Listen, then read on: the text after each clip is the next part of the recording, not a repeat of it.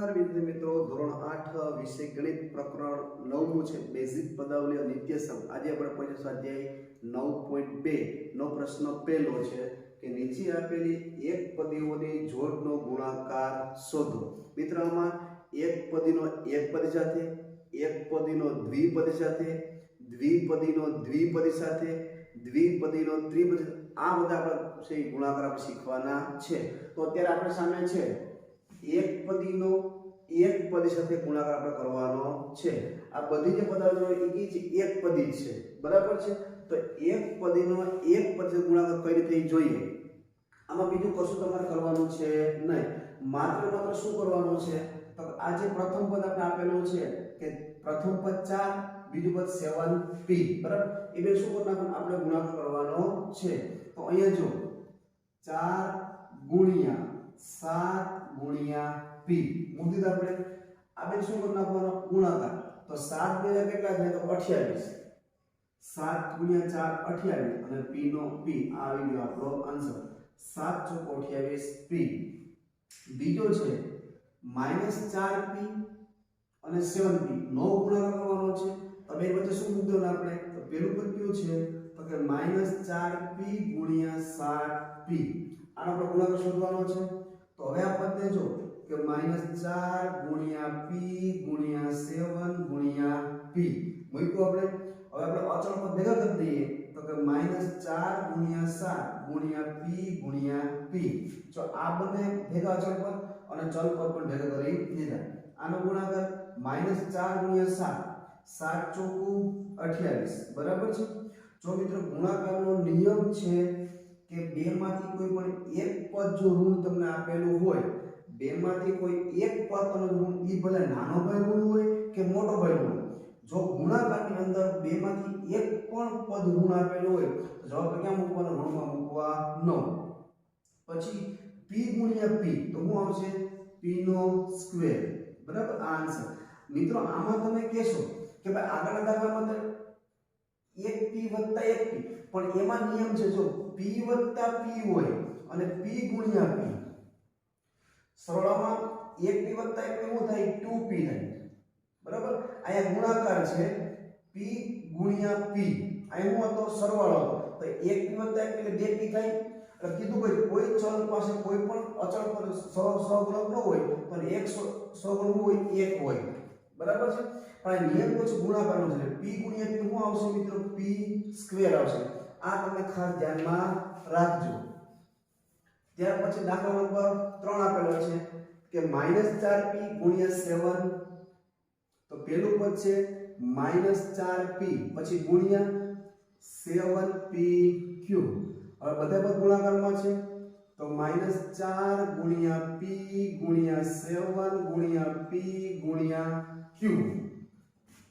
તમારે અચળ પદ ભેગા લેવાય તો લઈ શકો, ન લેવાય તો વાંધો કોઈ નથી, તમે સીધો ગુણા કરી શકો. તો -4 ગુણ્યા 7 શું આવશે, તો -28. આ 1p ગુણ્યા 1p શું આવશે, p નો સ્ક્વેર અને q એક છે, q નો સ્ક્વેર શું આવ્યું, -28p સ્ક્વેર q. ઓકે.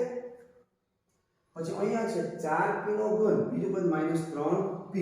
તો એને ગુણાકાર મૂકી દઈએ આપણે કે ભાઈ 4p નો ઘન ગુણ્યા -3p, બરાબર છે. તો અહીં ગુણાકાર મૂકો, જો 4 ગુણ્યા p નો ઘન ગુણ્યા -3 ગુણ્યા p. આ રીતે મૂકી શકીએ આપણે. તો 4 તેરી 12, તો -12 આવશે, બરાબર. આ p ઘન ગુણ્યા p ની 1 ઘાત તો શું આવશે, તો p ની 4 ઘાત. ઘાતાનો શું થઈએ મિત્રો, ઘાતાનો થઈએ સરવાળો, બરાબર છે. દાખલા નંબર 5મો છે આપણે અહીંયા કે 4p ગુણ્યા 0. તો 4p ગુણ્યા 0 મિત્રો તમને ખ્યાલ હશે ગુણાકારનો નિયમ છે કે 4p ગુણ્યા p ગુણ્યા 0, કે કોઈ પણ સંખ્યાનો ગુણાકાર આપણે શૂન્ય સાથે કરીએ તો જવાબ શું આવે, શૂન્ય આવે, બરાબર છે. કારણ કે ગુણાકાર વિશે તમે સંખ્યા કઈ છે મિત્રો, 1 છે, બરાબર છે. એટલે 4 ને 1 તો 4 જ, પણ 4 ગુણ્યા 0 છે તો જવાબ શું આવે, 0 આવશે. મિત્રો પ્રશ્ન નંબર 2 કે કે લંબચોરસની લંબાઈ અને પહોળાઈના માપ નીચે આપેલી એક પદીની જોડનો ઉપયોગ કરીને લંબચોરસ ક્ષેત્રફળ ગોતો. હવે લંબચોરસ ક્ષેત્રફળનું સૂત્ર શું થાય? તો લંબાઈ ગુણ્યા પહોળાઈ. લંબચોરસના ક્ષેત્રફળનું સૂત્ર લંબાઈ ગુણ્યા પહોળાઈ. યુ નો ધેટ, તમે પહેલાથી જાણો છો. હવે જો એમાં શું આપ્યું છે? પહેલો આપ્યો છે p q. p અને એક પદે આપેલી છે p અને q નો ગુણાકાર. પણ કોઈ રીતે લંબચોરસના ક્ષેત્રફળની રીતે તો જો પહેલો છે p q, તો લંબાઈ કેટલી? p છે, પહોળાઈ કેટલી? q છે. તો મિત્રો લંબચોરસનું ક્ષેત્રફળ, લંબચોરસનું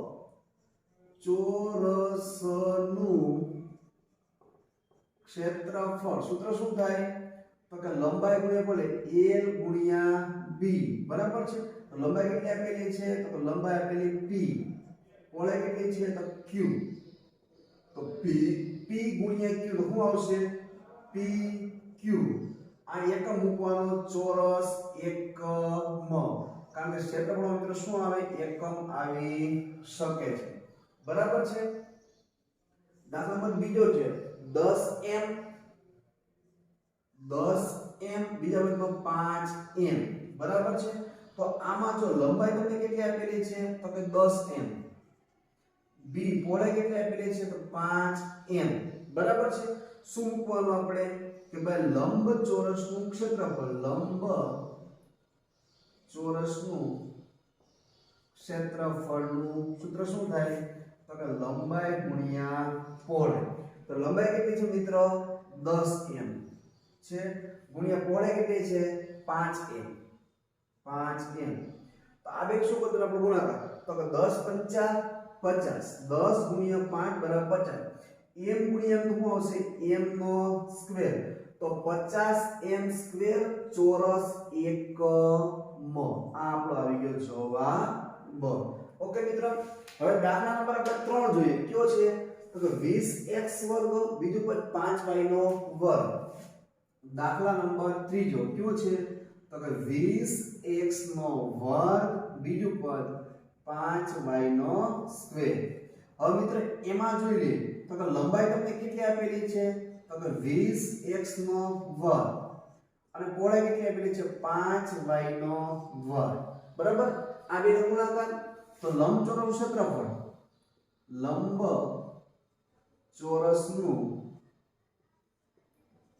ક્ષેત્રફળનું સૂત્ર શું થાય? તો કે લંબાઈ ગુણ્યા પહોળાઈ. તો લંબાઈ કેટલી આપેલી છે? 20x વર્ગ, 20x નો વર્ગ ગુણ્યા પહોળાઈ કેટલી છે? 5y નો વર્ગ. આને તમે અલગ અલગ પાડી શકો મિત્રો. જો આ રીતે કરી શકો તો કે 20 ગુણ્યા x વર્ગ ગુણ્યા 5 ગુણ્યા y વર્ગ. અચળ પદનો ગુણાકાર કરજો કેટલા આવશે? 20 ગુણ્યા 5 કેટલા આવશે? 20 પંચા 100. બરાબર છે. x વર્ગનો x વર્ગ અને y વર્ગનો y વર્ગ. કારણ કે બંને ચલ અલગ અલગ છે તો આ રીતેનો જવાબ આવી શકે. 100x વર્ગ y વર્ગ ચોરસ એકમ. એકમ લખતા ભૂલતા નહીં. બરાબર છે. ચોરસ એકમ.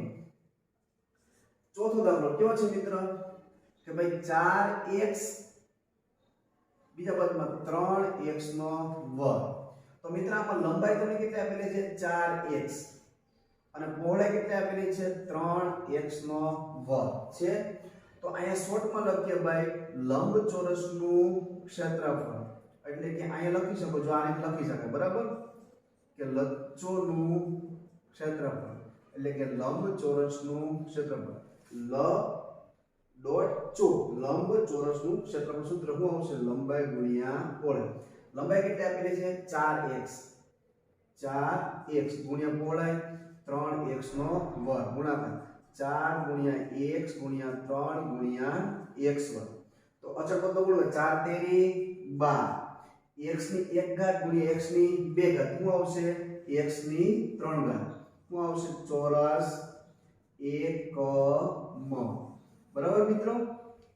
હવે દાખલો કયો બાકી રહ્યો આપણો? છેલ્લો કયો છે? 3mn. દાખલા નંબર 5 નો 3mn બીજા પદમાં 4np. આ છે.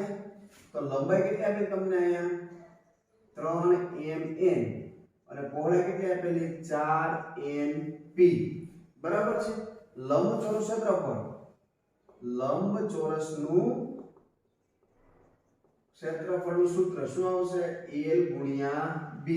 લંબાઈ કેટલી છે મિત્રો? 3mn ગુણ્યા 4np આપણી પહોળાઈ છે. આપણે શું કરી દેવાનો? ગુણાકાર. જો સીધો ગુણાકાર તમને આવડતો તો વાંધો નથી. 4 તેરી 12. 3 અને 4 નો ગુણાકાર. m વાળું પદ ક્યાંય છે? નહીં. n વાળું પદ છે? હા. તો m એક જ છે. n વાળું પદ ક્યાં છે? તો n 2 છે. શું આવશે? n2 p નો p ચોરસ એકમ.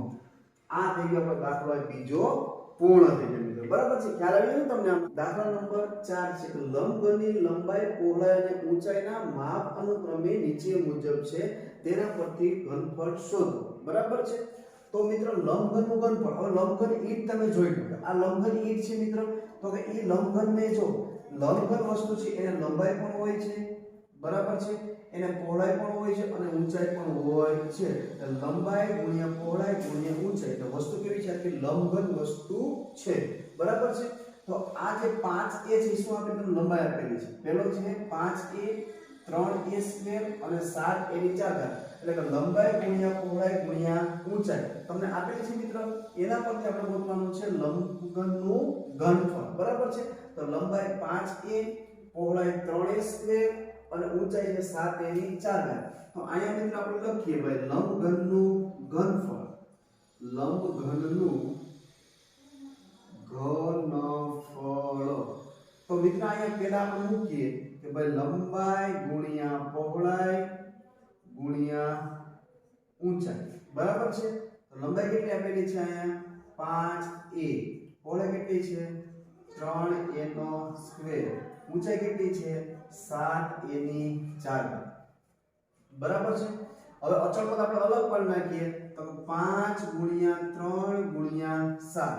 અચળ પદ આવી ગયા. અચળ પદ સંખ્યા આવી ગઈ.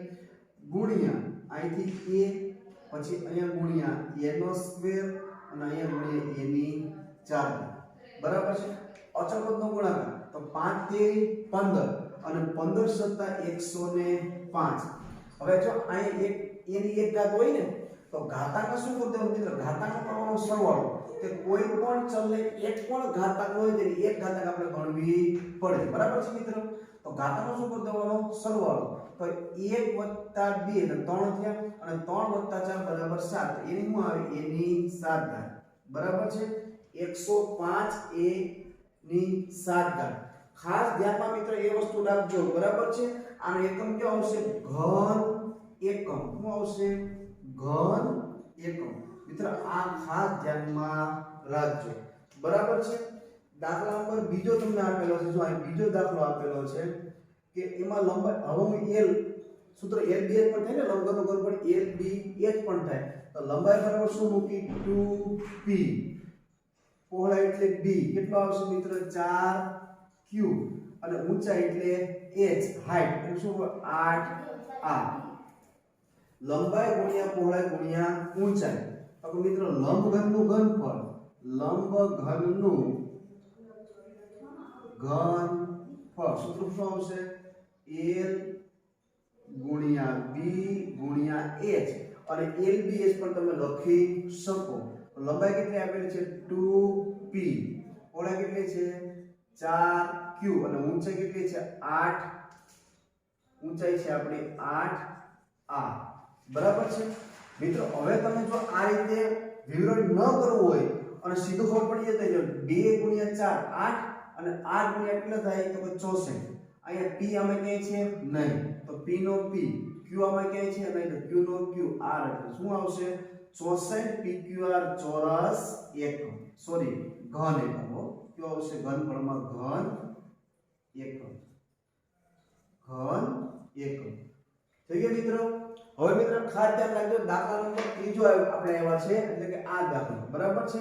દાખલા નંબર 3 કયો છે?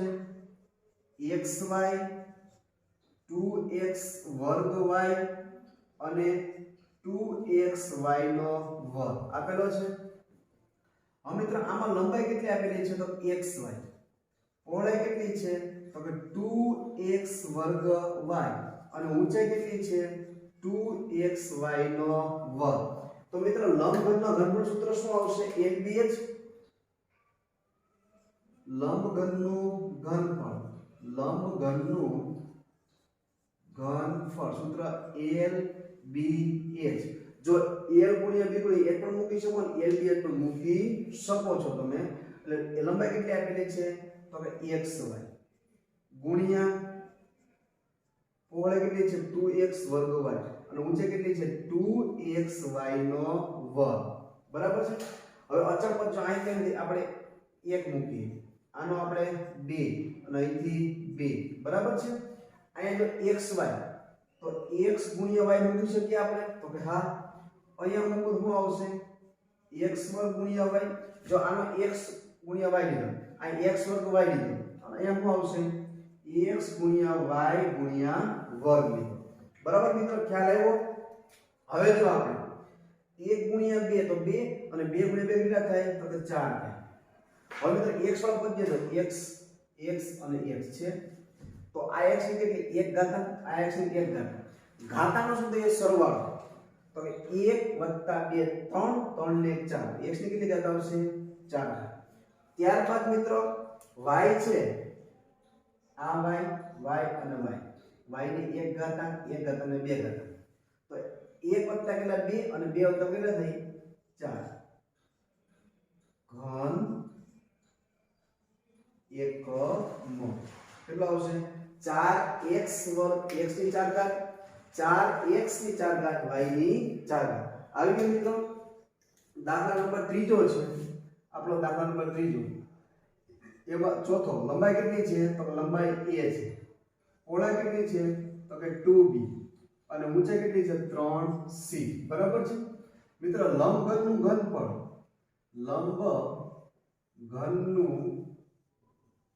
ઘનફળ સૂત્ર શું આવશે LBH લંબાઈ કેટલી છે તો લંબાઈ બરાબર a આપેલો છે પહોળાઈ બરાબર 2b અને ઊંચાઈ બરાબર 3c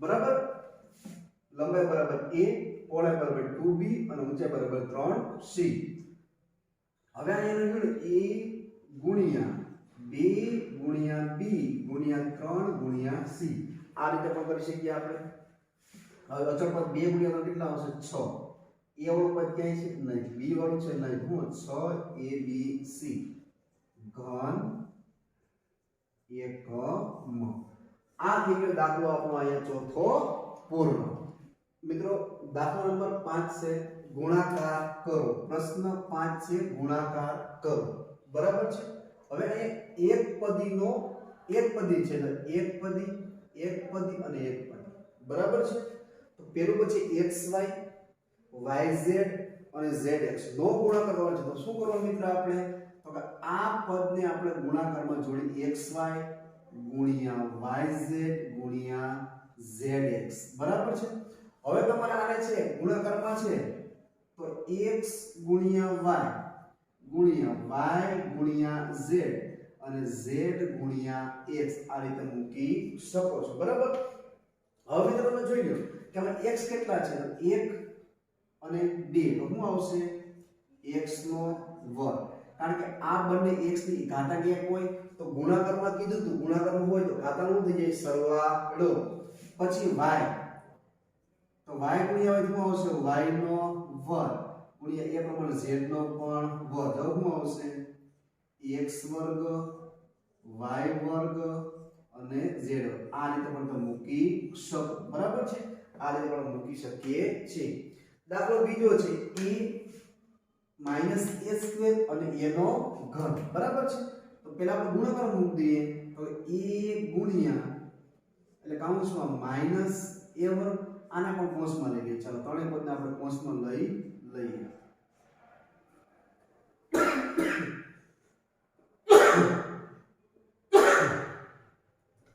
આપણે પદને કૌંસમાં લીધા હવે તમે કૌંસ છોડો તો પણ ચાલે કૌંસ ન છોડો તો પણ ચાલે માત્ર અચળ પદ એક નથી માત્ર શું છે અહીંયા ચલ પદ આપેલા છે એટલે આ એની એક ઘાતાંક હોય બરાબર છે આપણે માત્ર શું કરવાનું છે ઘાતાંકનો ગુણાકાર કરવાનો છે બરાબર સોરી સરવાળો તો 1 + 2 3 3 3 6 આવશે પરંતુ અહીંયા જો આ પદ ધન છે, આ પદ કેવું છે માઈનસ છે, તો જવાબ તમારો આવશે એ માઈનસ માં જ આવશે, માઈનસ a ની 6 ઘાત.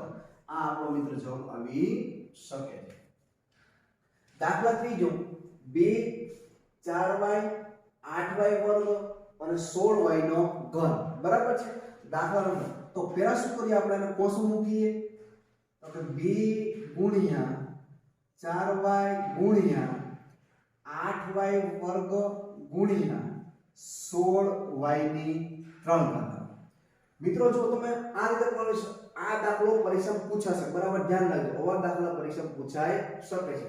શું કરવાનું?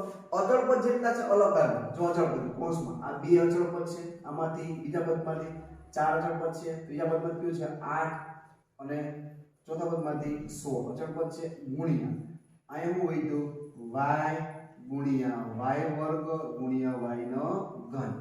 ખ્યાલ આવ્યો? તો પહેલા પદમાં અચળ પદ જો 2 ગુણ્યા 4 ગુણ્યા 8 ગુણ્યા 16 અચળ પદ મૂક્યા. પછી આમાં ચલ પદ નથી, આ y ચલ છે મૂક્યો, y વર્ગ y ની ઘન. બરાબર છે. આ રીતે મૂક્યો. હવે આનો શું કરી નાખવાનું આપણે ગુણાકાર. બરાબર છે. હવે આનો શું કરી નાખવાનું આપણે ગુણાકાર. તો કે 2 ચોકું 8, 2 ચોક કેટલા થાય? 2 ચોક 8. બરાબર. 2 ગુણ્યા 4 8 અને 8 ગુણ્યા 8 કેટલા થાય? તો કે 8 64 અને 64 ગુણ્યા 16 મિત્ર કરશો, 64 ગુણ્યા 16 બરાબર 1024. કેટલા આવશે? 1024. હવે અહીંયા y નો સવાલ છે, તો y ની 1 ઘાતાંક છે.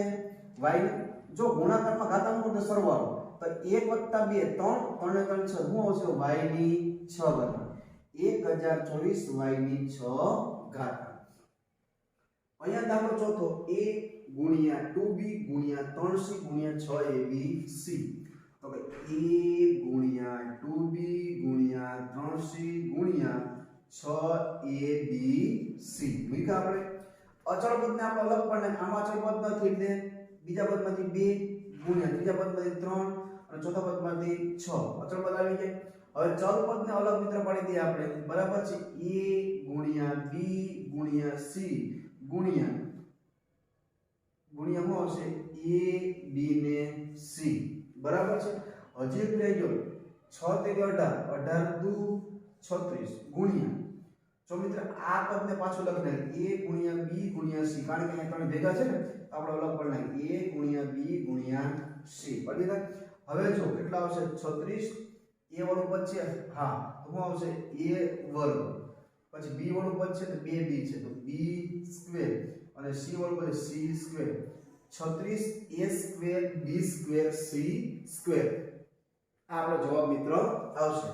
દાખલા નંબર 5 નો m બીજા પદમાં -mn ત્રીજા પદમાં mnp. તો મિત્ર આપણે આને ગુણાકાર સ્વરૂપે તો m ગુણ્યા કૌંસમાં માઈનસ એટલે કૌંસમાં લખી નાખવાનું -mn ગુણ્યા mnp લખ્યા. હવે આપણે ગુણાકાર સ્વરૂપે લખીએ તો m ગુણ્યા -m ગુણ્યા n ગુણ્યા m ગુણ્યા n ગુણ્યા p. બધા આપણે અલગ અલગ કરી નાખ્યા. બરાબર છે. તો m કેટલા છે? જો m આ પદમાં m કેટલા છે તો કે જોઈએ તો કે 1 2 અને 3. તો આની એક એક ઘાતાંક હોય કે ન હોય? તો 3 ની એક એક ઘાતાંક હોય. ઘાતાંક શું થશે મિત્રો? તો ઘાતાંકનો થશે સરવાળો. તો 1 ઘાતાંક વત્તા 2 2 ને 3, પરંતુ પદ કેવું છે? માઈનસ છે તો માઈનસ m ની કેટલી ઘાતાંક આવશે? 3 ઘાતાંક. માઈનસ m ની શું આવશે મિત્રો? માઈનસ m ની 3 ઘાતાંક. n કેટલા છે? 2. તો આની પણ એક ઘાતાંક, આની પણ શું આવશે? n square. અને p તો એક જ છે તો p નો p. શું મિત્રો આવ્યો? માઈનસ m ઘન n સ્ક્વેર p. આપણો આ આન્સર આવ્યો. અહીં આપણો આ સ્વાધ્યાય પૂર્ણ થાય છે.